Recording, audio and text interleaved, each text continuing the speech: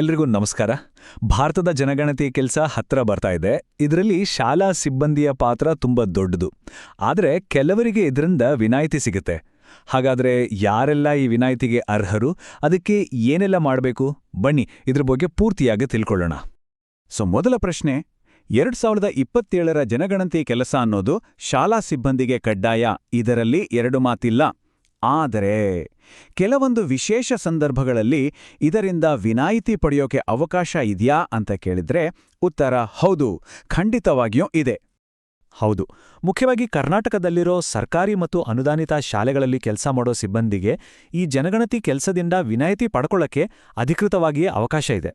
ಆದರೆ ಅದಕ್ಕಂತಾನೆ ಕೆಲವು ಮಾನದಂಡಗಳಿವೆ, ಕೆಲವು ನಿಯಮಗಳಿವೆ. ಹಾಗಾದರೆ ಆ ನಿಯಮಗಳು ಯಾವುವು? ಬನ್ನಿ ಒಂದೊಂದಾಗಿ ವಿವರವಾಗಿ ನೋಡೋಣ.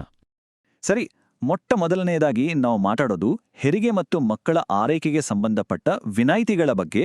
ಇದು ತುಂಬಾನೇ ಮುಖ್ಯವಾದ ವಿಭಾಗ, ಎಲ್ಲರೂ ಸ್ವಲ್ಪ ಗಮನ ಕೊಟ್ಟು ಕೇಳಿ. ನೋಡಿ, ಇಲ್ಲಿ ಪ್ರತಿಯೊಂದು ಅರ್ಹತೆಗೂ ಯಾವ ದಾಖಲೆ ಬೇಕು ಅನ್ನೋದನ್ನ ಸ್ಪಷ್ಟವಾಗಿ ಹೇಳಲಾಗಿದೆ. ಇದೊಂದು ರೀತಿ ನಿಮಗೆ ಚೆಕ್ಲಿಸ್ಟ್ ತರಹ, ಯಾವುದಕ್ಕೆ ಯಾವ ಡಾಕ್ಯುಮೆಂಟ್ ಬೇಕು ಅಂತ ಸುಲಭವಾಗಿ ಅರ್ಥ ಆಗತ್ತೆ. ಹಾಗಾದ್ರೆ ಈ ಪಟ್ಟಿಯಲ್ಲಿ ಮೊದಲು ಬರೋರು ಯಾರು ಅಂದ್ರೆ ಗರ್ಭಿಣಿ ಶಿಕ್ಷಕಿಯರು. ಹೌದು, ಇವರು ಜನಗಣತಿ ಕೆಲಸದಿಂದ ವಿನಾಯಿತಿ ಪಡೆಯೋಕೆ ಸಂಪೂರ್ಣವಾಗಿ ಅರ್ಹರಾಗಿರ್ತಾರೆ. ಅವ್ರು ಮಾಡಬೇಕಾಗಿರೋದಿಷ್ಟೇ, ಒಬ್ಬ ಅಧಿಕೃತ ವೈದ್ಯರಿಂದ ಅಂದ್ರೆ ಒಂದು ವ್ಯಾಲಿಡ್ ಮೆಡಿಕಲ್ ಸರ್ಟಿಫಿಕೇಟ್ ತಗೊಂಡು ತಮ್ಮ ಅರ್ಜಿಯ ಜೊತೆ ಕೊಡಬೇಕು ಅಷ್ಟೇ. ತುಂಬಾನೇ ಸಿಂಪಲ್ ಪ್ರೊಸೀಜರ್ ಇದು. ಸರಿ, ಮುಂದಿನದು, ಈಗಾಗಲೇ ಅಧಿಕೃತವಾಗಿ ಹೆರಿಗೆ ರಜೆಯಲ್ಲಿ ಅಂದ್ರೆ ಮೆಟರ್ನಿಟಿ ಲೀವ್ನಲ್ಲಿರೋ ಶಿಕ್ಷಕಿಯರು. ಇವರಿಗೂ ಕೂಡ ಜನಗಣತಿ ಡ್ಯೂಟಿಯಿಂದ ವಿನಾಯಿತಿ ಸಿಗುತ್ತೆ. ಇಲ್ಲಿ ನೋಡಿ, ಒಂದು ಆಪ್ಷನ್ ಇದೆ.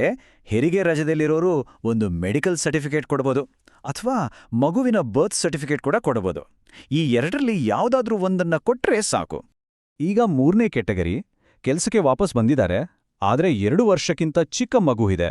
ಅಂತಹ ಹಾಲುಣಿಸುವ ತಾಯಂದಿರು ಕೂಡ ವಿನಾಯಿತಿಗೆ ಅರ್ಹರು. ಹಾಗಾದ್ರೆ ಇವರು ಏನು ಡಾಕ್ಯುಮೆಂಟ್ ಕೊಡಬೇಕು? ಸಿಂಪಲ್, ಮಗುವಿನ ಬರ್ತ್ ಸರ್ಟಿಫಿಕೇಟ್. ಇದನ್ನ ಅರ್ಜಿಯ ಜೊತೆಗೆ ಕೊಡೋದು ಕಡ್ಡಾಯ. ಸರಿ, ಹೆರಿಗೆಗೆ ಸಂಬಂಧಪಟ್ಟ ವಿನಾಯಿತಿಗಳ ಬಗ್ಗೆ ಗೊತ್ತಾಯ್ತಲ್ವಾ? ಈಗ ಮುಂದಿನ ವಿಭಾಗಕ್ಕೆ ಹೋಗೋಣ. ಅಂದ್ರೆ ಆರೋಗ್ಯ ಮತ್ತು ಅಂಗವೈಕಲ್ಯದ ಆಧಾರದ ಮೇಲೆ ಸಿಗುವ ವಿನಾಯಿತಿಗಳು ಯಾವುವು ಅಂತ ನೋಡೋಣ.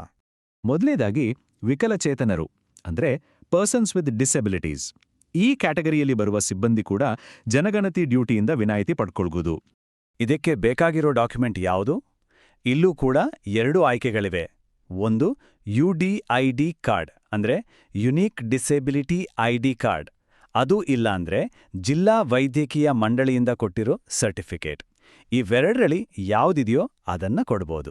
ಇದು ಮಾತ್ರ ಅಲ್ಲ, ಇನ್ನು ಯಾರಿಗೆ ವಿನಾಯಿತಿ ಸಿಗುತ್ತಂದ್ರೆ ಯಾವುದಾದ್ರೂ ಮಾರಣಾಂತಿಕ ಕಾಯಿಲೆಯಿಂದ ಬಳಲುತ್ತಿರುವ ಸಿಬ್ಬಂದಿ ಅಂದ್ರೆ ಟರ್ಮಿನಲ್ ಇಲ್ನೆಸ್ ಇರೋರಿಗೆ, ಅವರಿಗೂ ಕೂಡ ವಿನಾಯಿತಿ ಲಭ್ಯ ಇದೆ.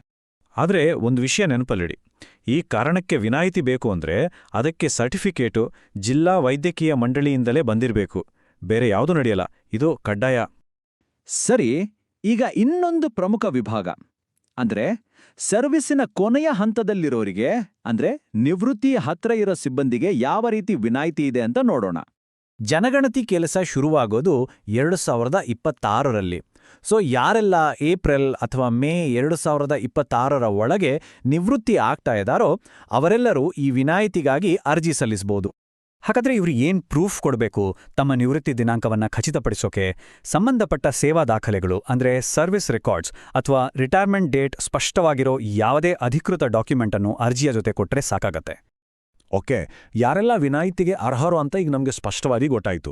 ಆದರೆ ಎಲ್ಲದಕ್ಕಿಂತ ಮುಖ್ಯವಾದ ವಿಷಯ ಅಂದರೆ ಈ ವಿನಾಯಿತಿಗೆ ಅರ್ಜಿ ಹಾಕೋದು ಹೇಗೆ, ಪ್ರೊಸೀಜರ್ ಏನು? ಬನ್ನಿ ಅದನ್ನು ತಿಳ್ಕೊಳ್ಳೋಣ.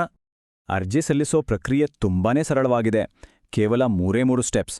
ಮೊದಲನೇ ಸ್ಟೆಪ್, ವಿನಾಯಿತಿ ಬೇಕು ಅಂತ ಕೋರಿ ಒಂದು ಫಾರ್ಮಲ್ ಆಗಿ ಅರ್ಜಿ ಬರೆಯೋದು. 2ನೇ ಸ್ಟೆಪ್, ನಿಮ್ಮ ಕಾರಣಕ್ಕೆ ತಕ್ಕ ಹಾಗೆ ನಾವಿಷ್ಟೊತ್ತು ಮಾತಾಡಿದ್ವಲ್ಲ ಆ ಸರಿಯಾದ ಡಾಕ್ಯುಮೆಂಟ್ಗಳನ್ನು ಅದಕ್ಕೆ ಅಟ್ಯಾಚ್ ಮಾಡೋದು. ಇನ್ನು ಕೊನೆಯದಾಗಿ ಈ ಸಂಪೂರ್ಣ ಅಪ್ಲಿಕೇಶನ್ ಅನ್ನು ನಿಗದಿತ ಸಮಯದೊಳಗೆ ಅಂದ್ರೆ ಡೆಡ್ಲೈನ್ ಮುಗಿಯೋದೊಳಗೆ ನಿಮ್ಮ ಬ್ಲಾಕ್ ಶಿಕ್ಷಣಾಧಿಕಾರಿಗಳ ಕಚೇರಿಗೆ ಅಂದ್ರೆ BEO ಆಫೀಸ್ಗೆ ಸಲ್ಲಿಸಬೇಕು. ಇಲ್ಲೊಂದು ಬಹಳ ಮುಖ್ಯವಾದ ಪಾಯಿಂಟ್ ಇದೆ, ಇದನ್ನ ಮರಿಬೇಡಿ.